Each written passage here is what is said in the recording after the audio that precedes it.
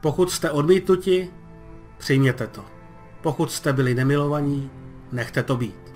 Pokud před vámi dají někomu nebo něčemu přednost, jděte dál. Ne každý, koho milujete, s vámi zůstane.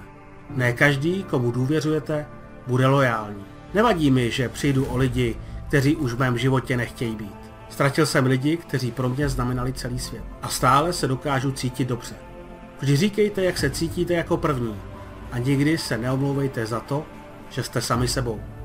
Možná nebudete schopni kontrolovat každou situaci ani její výsledek. Ale vždy můžete mít pod kontrolou své chování a to, jak se s tou věcí vypořádáte. Konejte dobro. Vrátí se vám to nečekaným způsobem. Buďte spokojeni s tím, co máte, a přitom stále pracujte na tom, co si přejete. Pamatujte, že některé věci musí skončit, aby mohlo začít něco lepšího. Teď přišel čas se probudit a nechat staré věci jít. Víkendový praktický workshop od nemoci k nekonečné moci. Kvantové čištění je tu pro každého.